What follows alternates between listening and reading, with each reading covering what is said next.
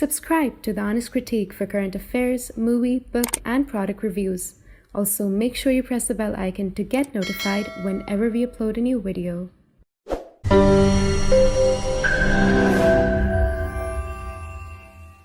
The views, information, or opinions expressed during the video series are solely those of the individuals and do not necessarily represent those of The Honest Critique and its employees.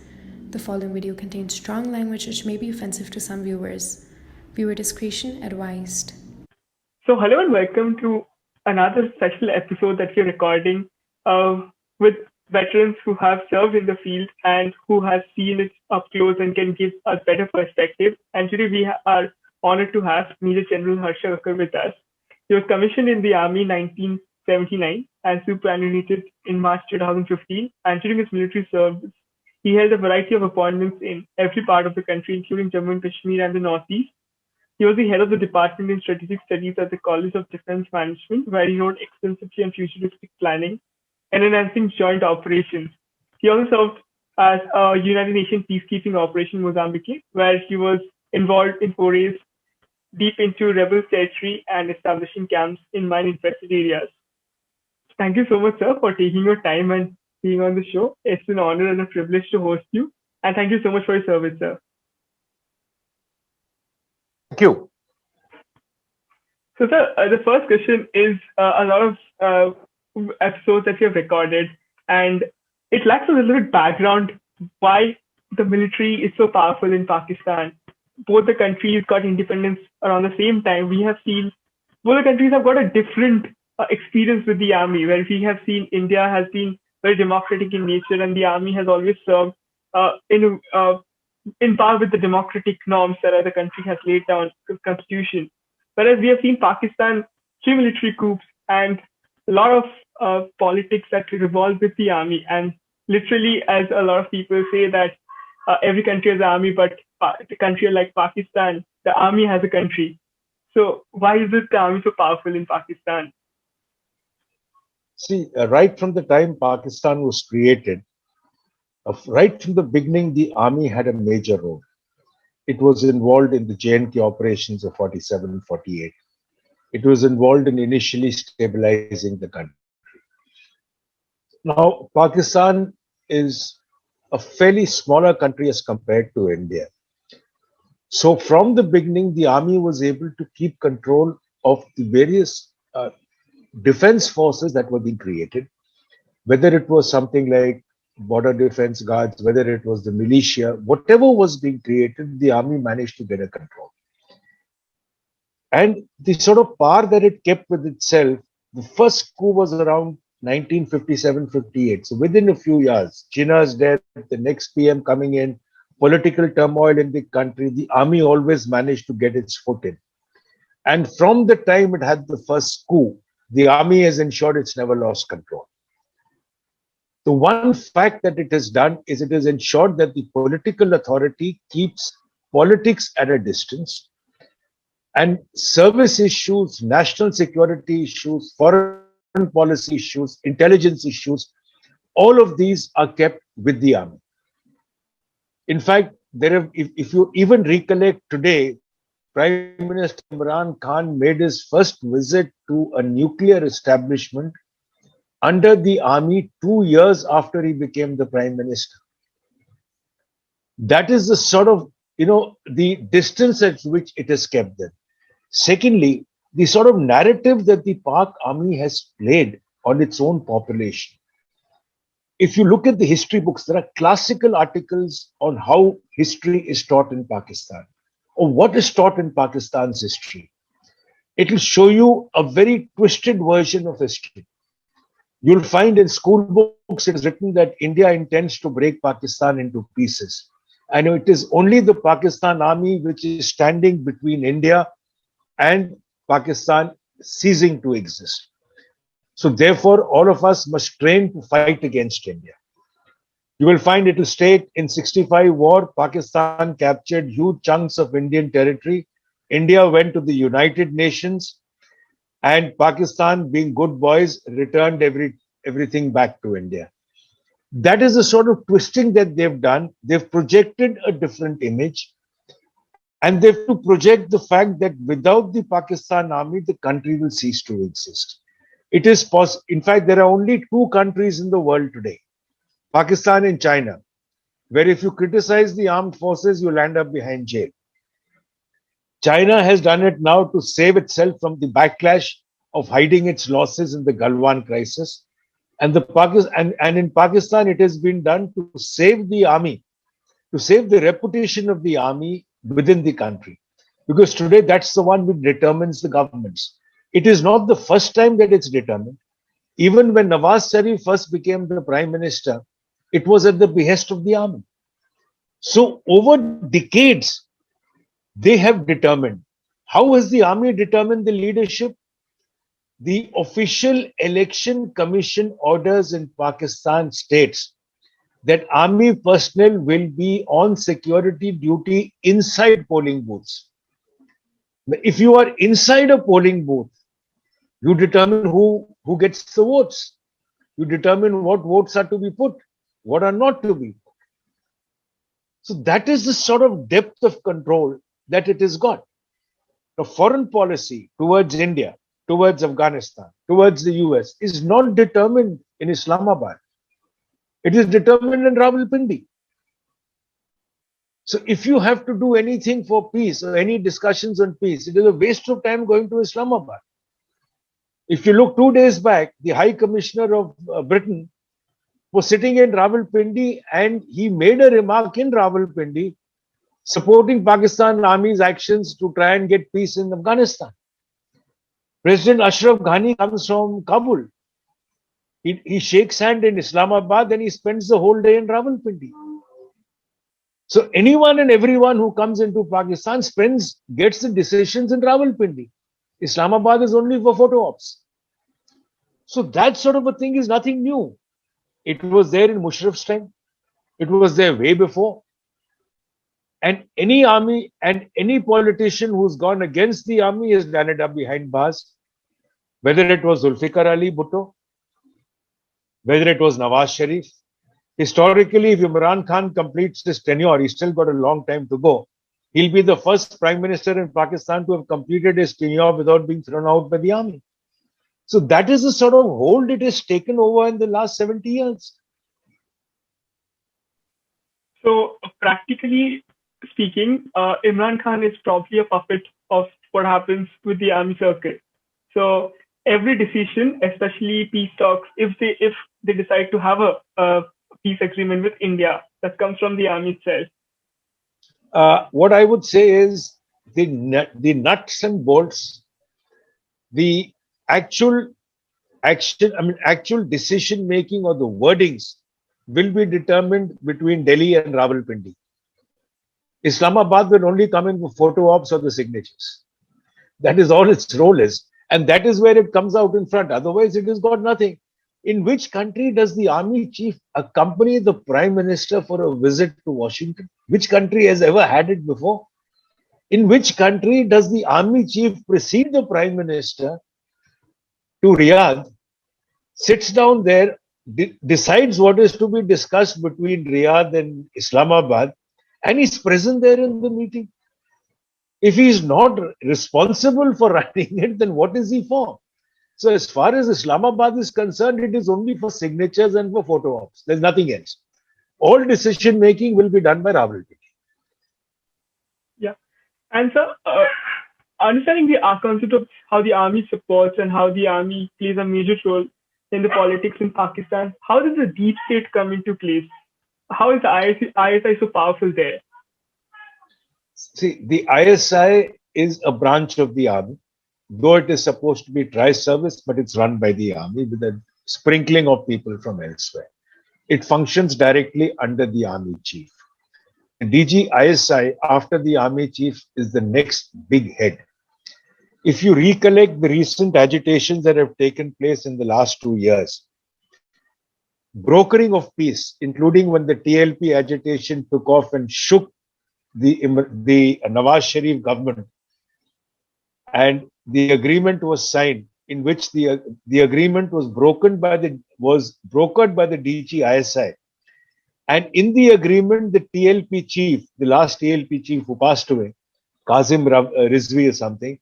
He thanked the army chief.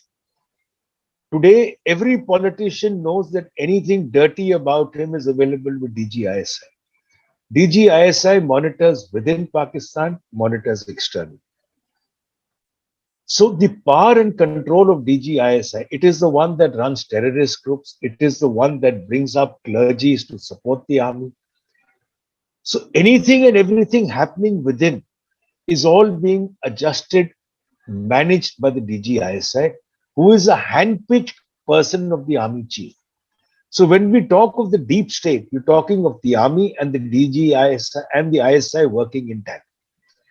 And they work in tandem because all decision making, all the dirty work for the army is handled by the ISI. And it is the one which remains in the background, but has all the links, all the controls, over the political parties, over politicians, over the clergy, whomever they wish to activate to bring pressure onto the government, in case the government even attempts to stray away from the army or the army's line of thinking. So all that is controlled by the deep state. Today, the terrorist groups that were operating in India, the Taliban that's operating in Afghanistan, all the dirty funding, coordination, control, everything is with ISI. So the sort of power that is there with ISI is immense within Pak. Yeah. And so how did, since you're mentioning all the service outfit, and we have seen over the recent few years, especially the Pakistan army has sidetracked a lot and does not attack India directly. And it's the proxy war that's been fought. So how did this directly or indirectly support comes from the ISI? And why did the ISI choose to support this and not fight a direct war? See, as far as the concept is concerned, this was the concept of Zia-ul Haq, leading India with 1,000 cuts. The intention is that this is a very low-cost option for the parties. You're paying the terrorists 5,000 or 10,000. Once that guy is in, it's a one-way ticket. There is no way he's going to get out and go back across the same LOC. Once he's here, he's gone. He can hide here, he can survive here for a few months, maybe for a year, whatever period of time, but ultimately he's not going to get out. So for them, you're not employing the regular army. You are denying his existence is from Pakistan. You are trying to project him as a local. If you pick him up from POK, then you say he's a local Kashmiri, but you hide the fact that he's from POK and not from JNK. So what you're actually trying to do is trying to use this cheap methodology, use the weapons and equipment which hardly cost anything. You are not involving the regular army, so you're trying to save the name of Pakistan per se from being involved in a war with India. But you're trying to keep JNK burning, thereby keeping it in international limelight, thereby bringing world attention on JNK. And every time any terrorist is killed, if you read Pak newspapers, it will say innocent Saqib. So what you're actually trying to do is project JNK into global limelight, hoping that it is, that the world at some stage will take interest and try and, push India for talks, and hope like hell that India will at least exceed a part of it, especially from where the waters flow into Pakistan. That is what is the intention. And all this is a very cheap method for Pak because it does not cost them anything much. That is what they're applying, and that is what they're hoping to do. On top of it, you've got a whole lot of these madrasas wherein the youngsters who come in are brainwashed into believing that you have to launch jihad. It is one of these madrasas only which was hit by Musharraf in 2007, 2008, called the Lal Masjid in Islamabad, which led to the creation of the Tehreek-e-Taliban Pakistan, which is now attacking the Pak army. So it is from this madrasas only that you are picking up recruits for the Taliban. So this is the sort of areas from where you pick up recruits for either Taliban, you pick them up for terrorist groups operating on Indian soil or in Afghanistan. Yeah.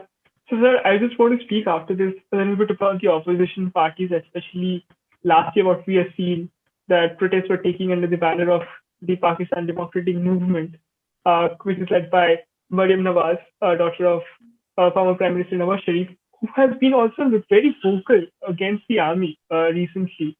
So what is happening? How can the opposition party come out against the army, and they have clearly said that the opposition parties have been harassed. And Nawaz Sharif recently has been very vocal against the army. Nawaz Sharif is vocal against the army because he's sitting in London. He's neither in Islamabad nor is he in Karachi. Now, Maryam was trying to be vocal, but if you notice in the last few months, she has subdued absolutely.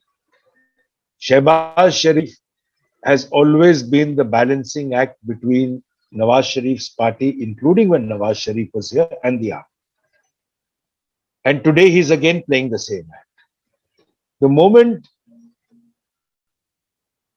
Maryam started going anti-army, you found the PPP with Bilawal Bhutto walking out. Okay, so the PDM is now left midway. The PDM also, as per inputs from within PAK, was propped up by the army with the intention of challenging or putting pressure on the Imran Khan government. When they achieved their aim, the PPP has walked out. Now it's only left with two major parties. And now you'll suddenly notice that even Maryam has cooled down. Shehbaz Sharif, who's the leader of the opposition, has also, he was always cool, he was always the balancing act. So you find that the PDM today has almost died a natural death. And when it has to be revived, you'll suddenly find Bilawal Bhutto again coming back inside. So it is to a large extent being balanced. After all, anything, like I told you, anything and everything concerning an individual is available with the ISI. The fact that Nawaz is sitting in London gives him the power to speak and shout, and nobody can question him because he's sitting safe there. There is no way Pakistan will ever get him back. Okay, I mean, he's not the case like our own guys who borrowed money and gone, and the government has fought the court case and won. In this case, they don't even want to go to court. They're only approaching the UK government. Because if they go to UK court, a lot of things which they don't want known in the public domain will also come out in the public domain. So they're keeping that issue out. Why do you think he's been sitting there? They're wanting to cancel his passport, but they haven't once approached the UK courts for his being sent back. Okay, so there is a world of a difference. But the fact is that the PDM is a game which is currently on the low steam. And when necessary, you'll suddenly find the three constituents getting together and it'll pick up steam. But let's see how that goes. Whether that is required or not, Rawalpindi will decide. And also, I don't think Nawaz Sharif will ever try to make a comeback that Benazir Bhutto did in her time while she was in exile. Because in fact, Benazir Bhutto was very critical of the army, and she met her fate when she came back to Pakistan. And I don't think Nawaz Sharif will take that risk either.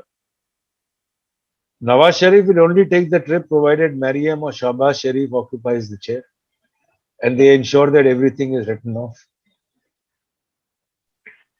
So, now coming back to the latest development that's happening with India at the moment, we saw right after China backtracked after that Galwan Valley incident and after the standoff, Pakistan also reiterated the ceasefire ceasefire agreement once more, and there has been a lot of either back channel talks, or we have seen a lot of this.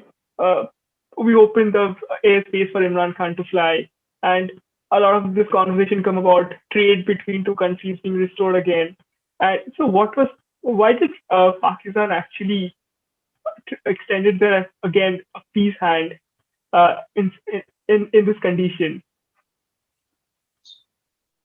See, there are lots of issues happening within and around Pakistan which are of concern. Within Pak, its economy is going down in doldrums. Its today debt to GDP ratio is about 109%. The Sri Lankan status is about 108%, and the Sri Lankan opposition leader has stated on Bayon about 48 hours ago that I only pray and hope that this is not the start of the debt trap for Sri Lanka. Pakistan is at 109%. Its loans are going to be much more than what its income is going to be over the next year. Its interest on loans will be much more. It will possibly have to borrow to pay off the interest, forget about the loan figures. That is one aspect. Second is Afghanistan. With the US leaving Afghanistan, there are no two doubts it's going to be a civil war. How long is the Taliban going to take? Will it ever be able to go into Kabul? Will it control only those regions where it is? In what form will the civil war go? Is it going to lead to a large influx of refugees, what happened last time? How is the environment on the Pak-Afghan border going to shape? Recent attacks on the Pakistan army in both Balochistan and Waziristan have indicated a resurgence of the TTP, that is the Tehreek-e-Taliban Pakistan, and the Baloch freedom groups. So the situation is getting worse there.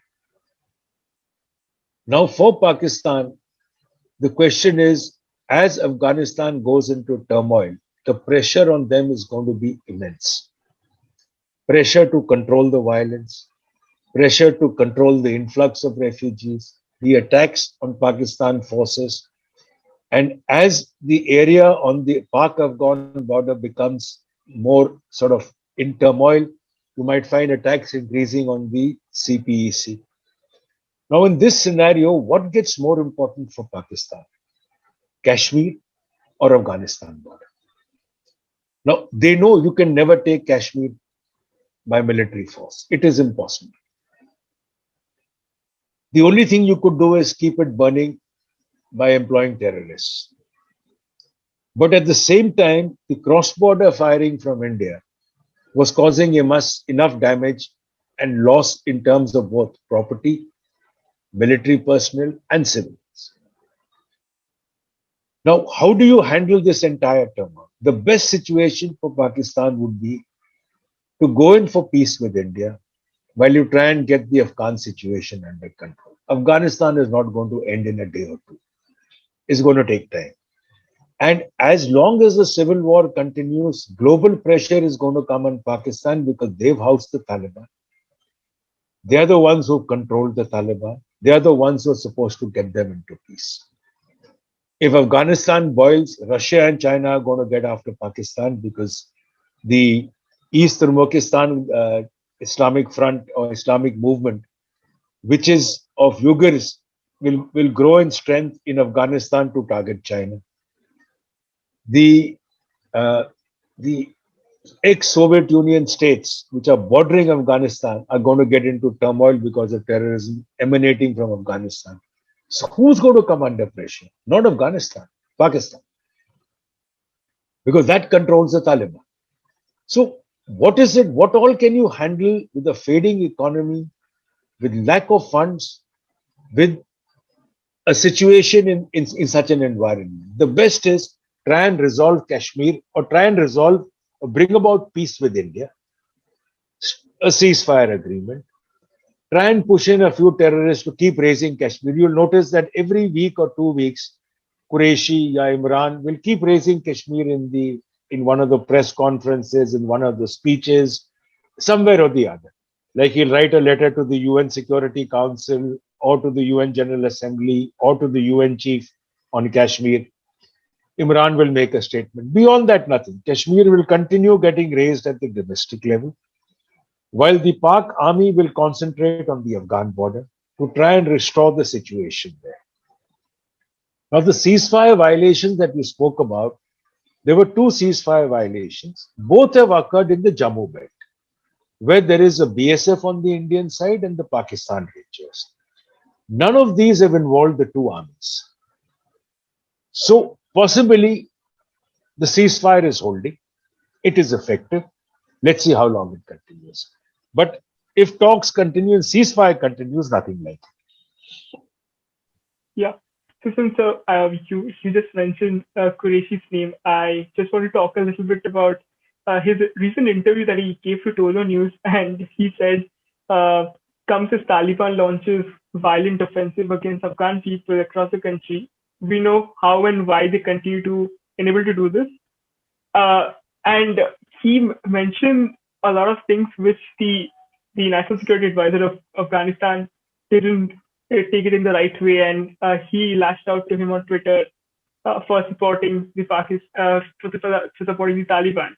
So the Afghan NSA is also, or the Afghan government is really angry with what Mr. Qureshi is saying, and he is he recently was again for supporting the terrorist groups in while the thing that was happening between Israel and Palestine, and he's repeatedly falling in those zones. Uh, how's the relationship right now between the Ghani government and Pakistan, provided that Pakistan wants Taliban to be in power? See, Pakistan was initially confused, and today it's in a mental state of schmozzles, I would say. It never expected Biden to announce a withdrawal. The fact that Biden's announced a withdrawal has put the Taliban and Pak government in a quandary. Pakistan never wants a Taliban-ruled Afghanistan again. It doesn't mind a coalition of Afghanistan. Because in case the Taliban rules Afghanistan, the Pak clergy is going to create hell and say, look, this is how even we must be ruled, by the clergy. That's number one. The second fact is that as far as Pakistan is concerned, as far as Qureshi is concerned, not only his statement in Tolo, but the counter that came within the Pak circles was that why does Taliban need to look for another foreign minister when it has Qureshi? Now, as far as Afghanistan is concerned, the direct blame for violence in the country is Pakistan. The reason being the Taliban is housed here. If you are giving the leadership accommodation, medical, financial support, as also providing them recruits, can you claim that I don't control them? Can you claim I can't shut off the tap? Of course, today they are in a state that they can't shut off the tap, because the moment they try squeezing the tap itself or touching the tap, the TTP enhances its attacks in the Pak. So it is actually the Taliban playing a game with Pak. Pak also knows it. Now, as far as Qureshi is concerned, he's trying to blame other groups than the Taliban, including talking of India's consulates in Afghanistan and India having terror training camps in Afghanistan is a joke. India's got 4 consulates, 2 of which have been shut for a very long time or for a prolonged period of time. 2 consulates are functional.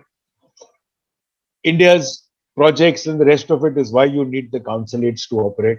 It is stupidity for India to try and establish terrorist training camps in Afghanistan. It doesn't need to. You created these groups because of your own stupidity, so they will target you.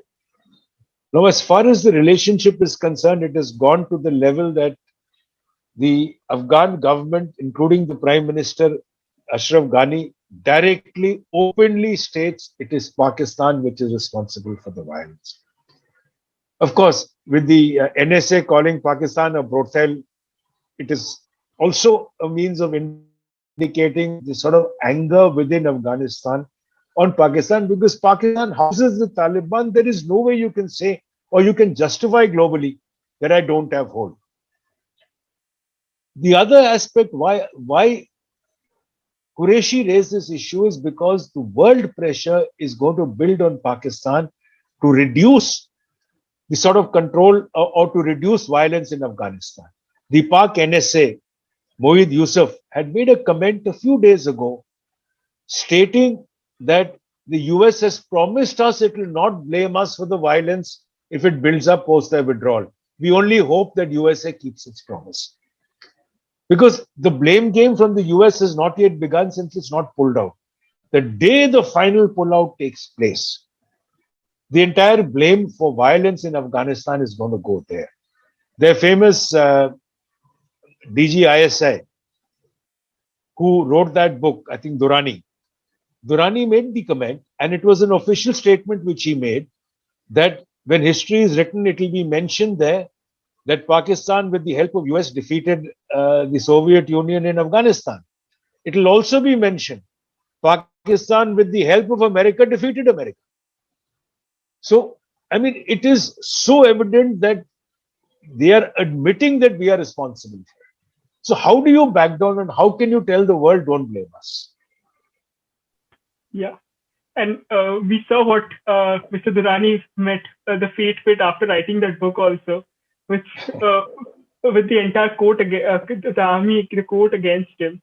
So, but on a similar line, I want to ask you two questions on the army chief, sir, because especially sir, we haven't seen this extension. I mean, I don't understand this point that the army chief has the entire power. He can get an extension himself whenever he wants. But there's a court drama that goes on, and the Imran Khan government cites an emergency that has been there. The court says that it's vague. I think the Chief Justice, I exactly don't remember his name, but I think it was Asif Saeed Khosa who said that he was himself to retire, and he said this, that I don't think that the reasons that you're stating are very vague, and it's not national security issues that you're talking about. But why this entire drama that needs to be there to get an extension for 3 years? If he wants, he can just do a coup or just get an extension anyways. Why do he need to go through the entire drama to cite an emergency? Only to prove to the world that Pak is a democracy. That is all that it has to prove. Though the fact is that Islamabad cannot take a call. In 24 hours, exactly how the army chief said, Imran Khan pushed. Then the court said, but you still haven't done the correct procedure. You're legally incorrect. So again, Imran Khan went through exactly what the court said. And everything happened in 48 hours. Did anyone in the Pak Senate stand up and say, this is a very stupid move? Nobody did. Nobody could. And the other interesting fact, I mean, Bajwa was there initially for 3 years, now for another 3. Why have the peace talks come now in his second tenure when he's very secure? For all you know, he might even take a third tenure. Nobody knows. Because he has to decide when he wants to go. Or if he decides to go, then the next guy will be his choice again. But the fact is that it was more of a drama to prove to the world that we are a democracy. We go as per how the parliament states. Have you ever heard of the Pak defense minister make a comment on defense?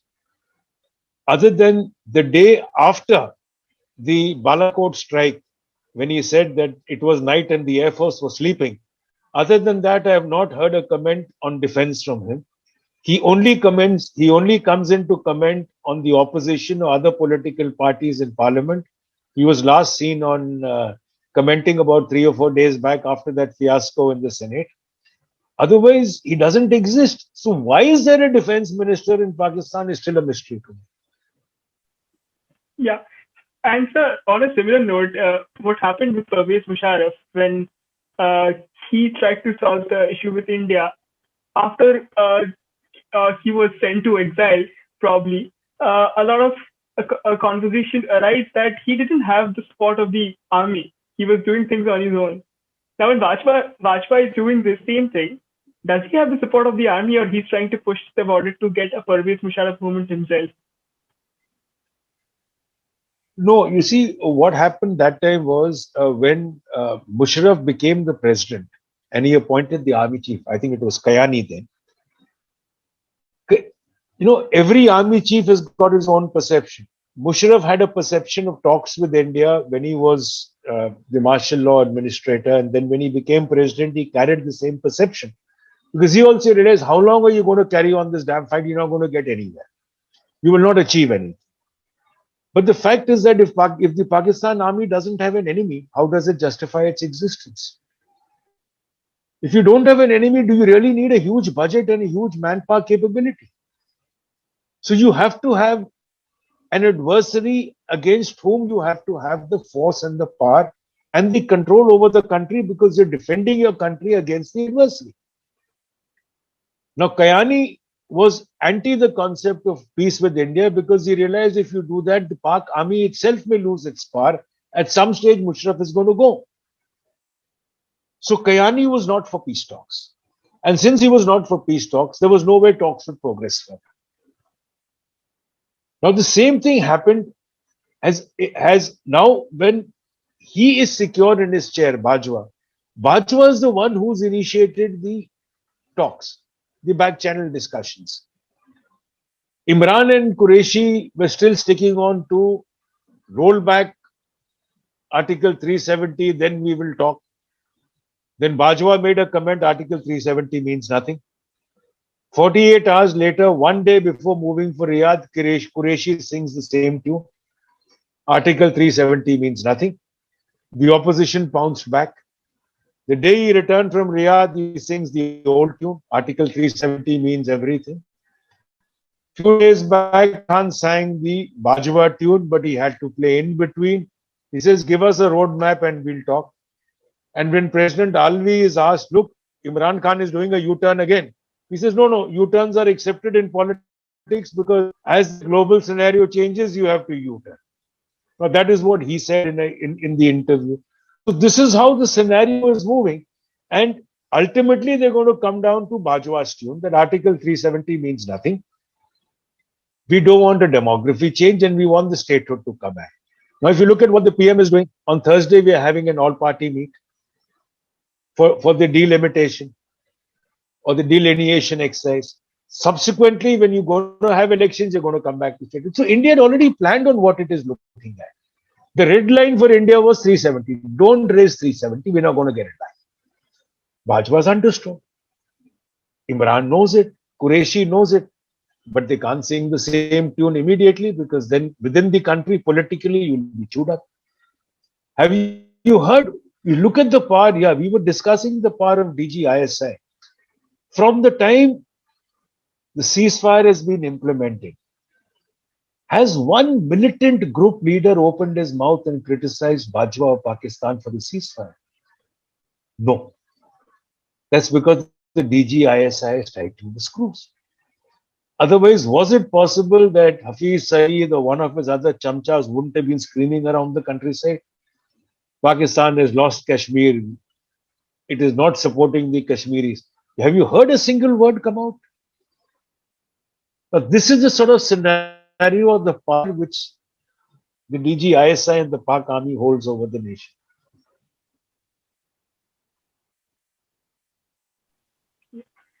So, sir, the next thing that I wanted to ask you is about a lot of people speculated that this entire 2003 the ceasefire agreement, sticking to that, was again a result of back channel talks between the two NSAs, and it was more to do with the Pakistan NSA than the army involved. The army involved.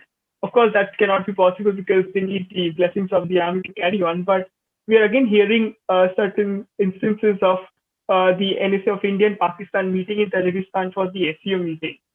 So how does the back channel diplomacy is working right now with Pakistan? See, the NSA, Moeed Yusuf, I mean, he's just been appointed the NSA well after the ceasefire came into force. I think he was announced as the NSA less than a month ago. His first meeting after being appointed as the NSA was with his US counterpart, Jack Sullivan in Geneva. That was, I think, in the end of May or something. Before that, he was the advisor to the PM on national security. Now, as far as the talks are concerned, there are different, because India has not made any any mention as to who spoke with whom.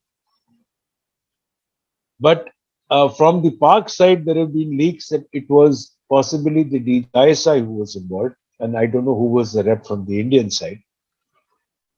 But the talks have taken place, and there is no doubt that the Pak party was out.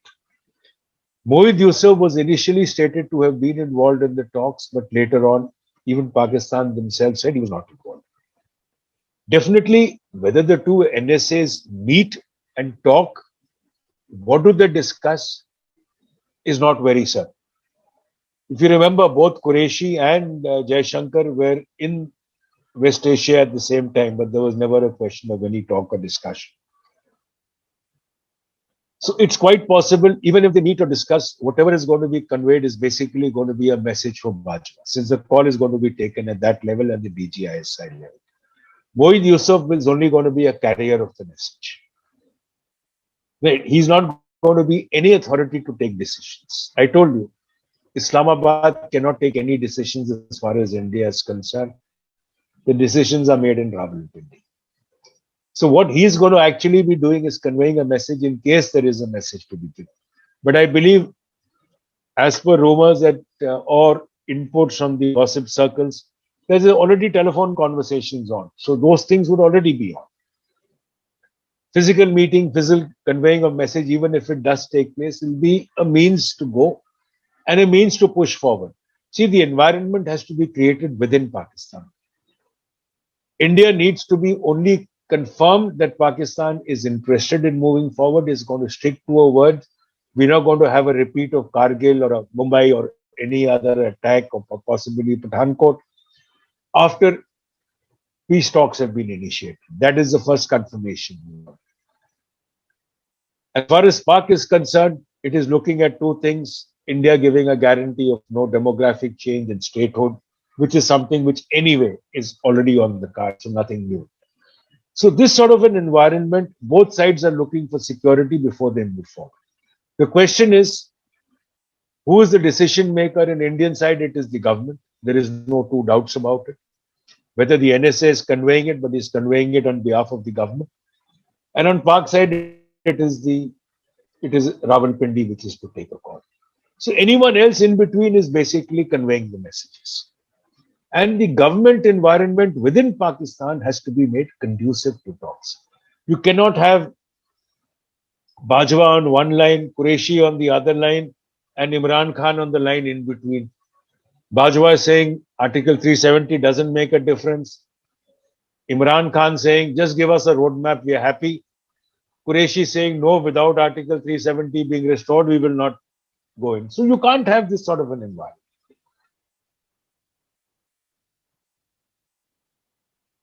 Yeah. So the thing is, I want to know that Pakistan, a lot of people believe that it's as a crossfire between China and the United States at the moment.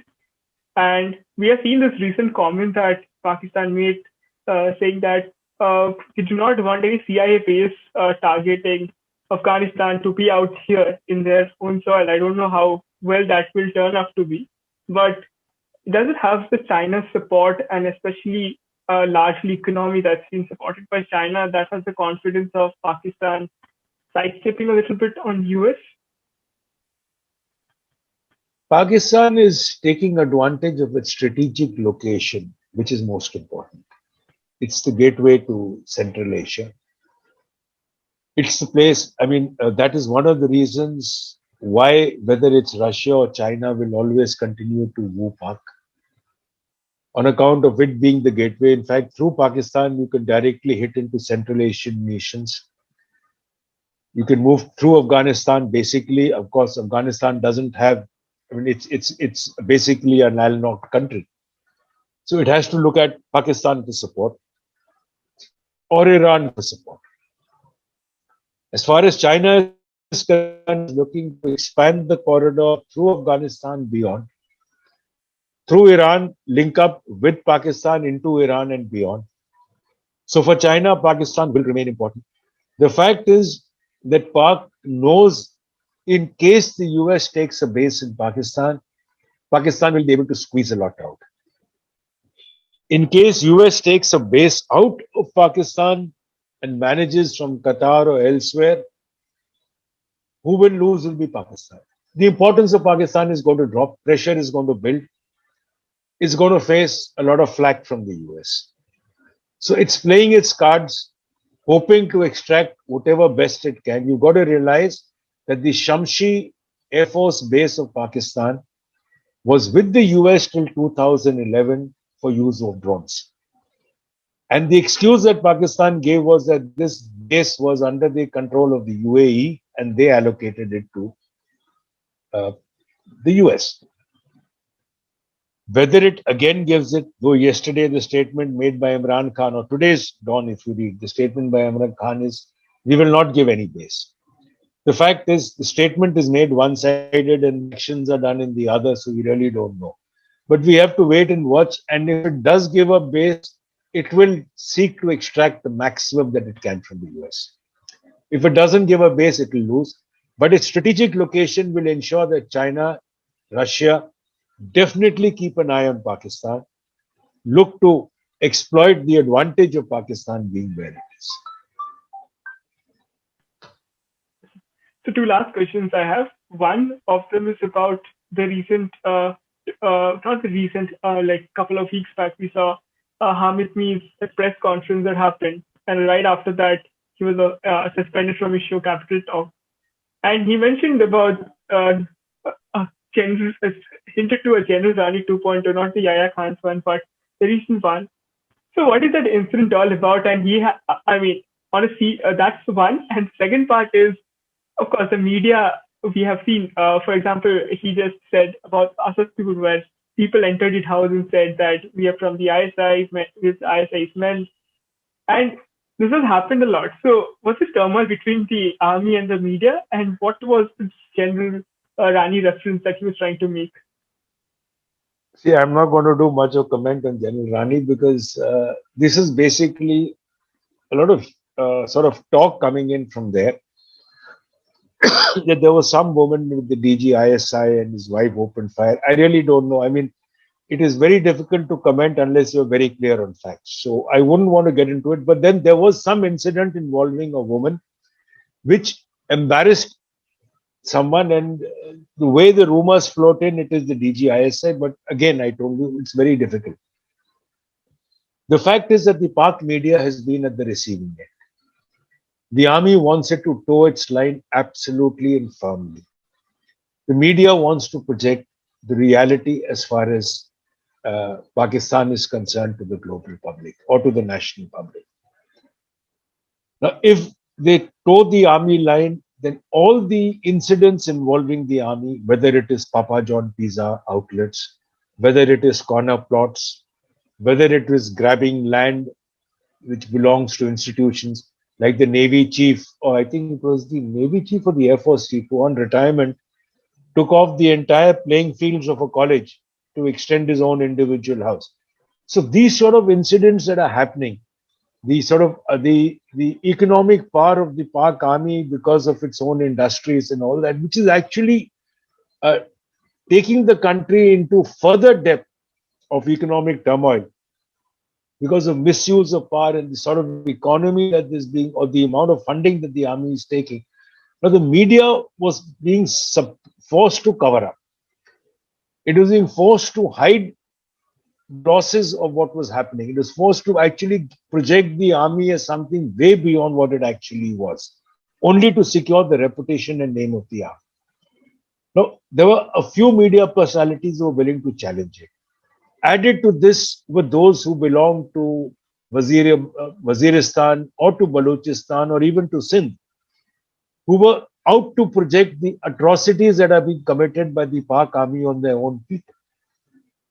So the moment they started speaking of these, they became targets. The ISI has got a collection of goons who it launches to suppress, subdue anyone whom it wants to push down. So these goons are the ones who will first come in, warn you. Second time, they will pick you up and bash you up. The third time, you vanish. If you're lucky enough, you will land back in with your arms and legs secure. If you're unlucky, you may not even be found. So that's the sort of way media has been suppressed. And there are few people who've had the courage to speak out. Hamid Mir has been one. But again, what happened? He realized not only is he out of a job, he is coming under greater ISI pressure, and they told him the easiest way out is apologize. And if you watch his program now, you will not find him making any such accusations against the Pak army now. He is subdued to a reasonable level. But then that is the way they're able to control the country, because it's only through the media you know what's happening. Now, if the media doesn't give you inputs on enforced disappearances, extrajudicial killings, it doesn't give you inputs on the sort of protests that are going on across Balochistan, Sindh, Waziristan on these issues of enforced disappearances, how will you know things are bad? But when you suppress the media, none of these inputs come out. So the Pak army appears to be a very rosy organization working for Pakistan, whereas the reality is it's suppressing the country. Yes, sir. So, sir, last question. So, how do you see the future unfolding right now with too much of geopolitics targeting Pakistan, and it's in the back end of a lot of things, whether in Afghanistan, whether the peace talks with India, and the amount of debt to GDP ratio that Pakistan is suffering at. So, how do you see that? And the last question that I want to ask you is for all the students who wants to probably follow Pakistan or wants to know more of Pakistan. Uh, Tell us how do they should go about some books or probably references, how they should approach it. Firstly, as far as the future of Pakistan is concerned, economically, it's going to go further into doldrums. There is no two doubts. It's mismanaging it. It's being compelled to borrow far more than it can afford to repay. It's asking itself for economic trouble. As a nation, China will ensure it survives. It'll keep it secure as a nation. Its nuclear weapons will ensure that Pak stays as one entity, but with immense internal turmoil. How will it play out with Afghanistan? We've got to see the way the Taliban will act, the way the others will act. In fact, the coming year, 2021-22, is going to be a tough period for Pak as far as internal and external security is concerned, mainly concerning Afghanistan. Now, for those who wish to read and learn on Pakistan, especially your generation, which is more tuned to online reading rather than hardcore reading, I would recommend start following Pak newspapers. Choose any of the newspapers, and whenever you come across a headline or you come across an article of interest, start going for the links, because y'all are more tuned towards online. So as you keep getting into the links, you will start picking up more and more in terms of backgrounds. And a current incident, you pick up one link, you will go into some period behind which is linked to it. A second link will take you further. So you'll actually pick up topic by topic as and when it's happening.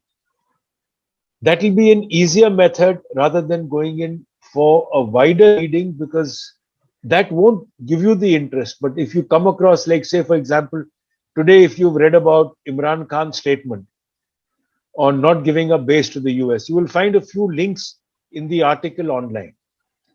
As you open the links, it will give you earlier such similar cases. So, your knowledge will pick up with events, with incidents happening, and it will keep taking you further and further back.